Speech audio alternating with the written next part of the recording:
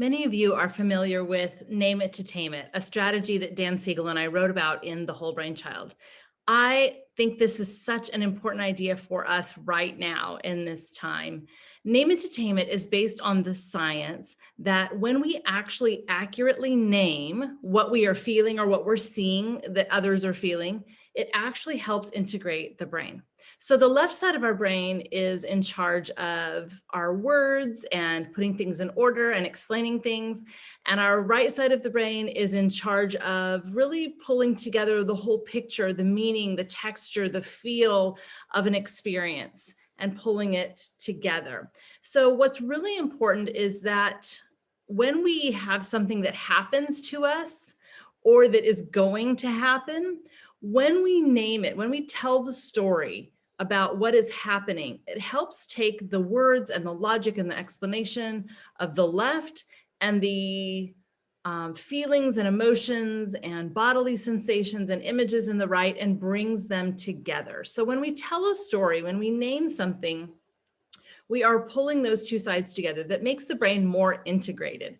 And those of you who know the whole brain child know that when our brain is in a more integrated state, meaning the different parts are working together as a whole, we are more flexible, adaptive, coherent, meaning we do what makes sense, energized, and stable, which is a great definition of mental health.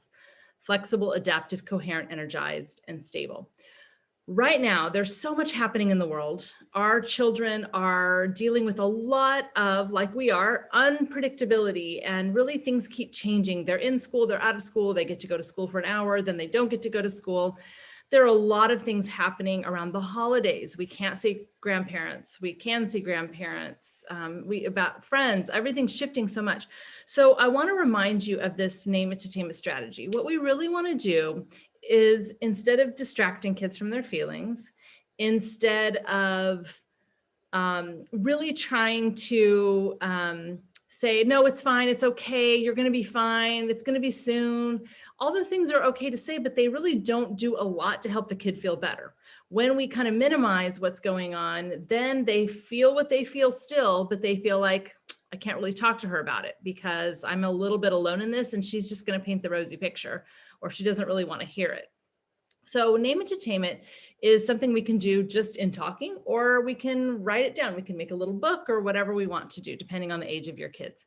But Name It to Tame It is simply naming the facts of what's happening, the feelings or the emotional response to what is happening, and then to come up with some sort of strategy or message of resilience. So for example, let's say your child is getting ready to go back to school, and they have a lot of feelings about that.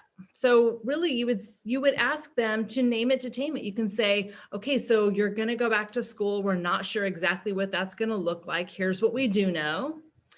How do you feel about that? When you think about seeing your friends again, what happens when you think about that?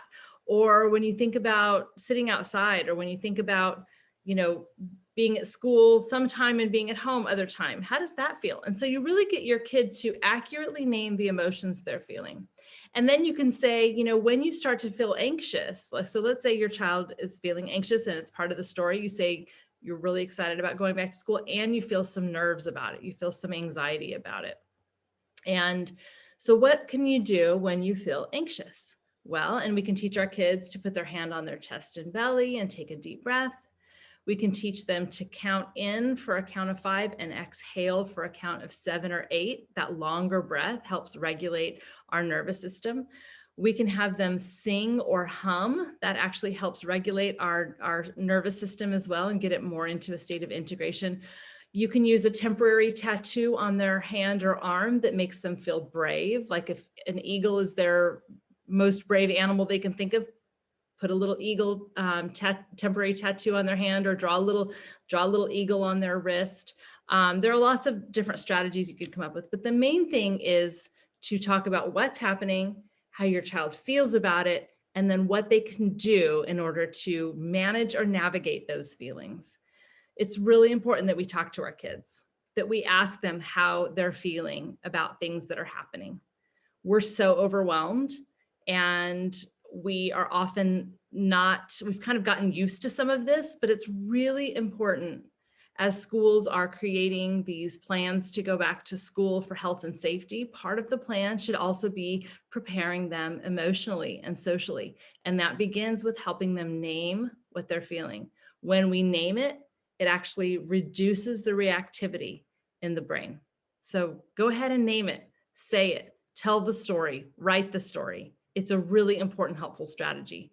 And it not only helps in the moment, but over time as you do this, your child comes to learn that when things are hard, when we're having a hard time, when something bad happens, when something difficult's coming up, we talk to each other, we tell our stories, we share with each other. And that's a really important life skill as well.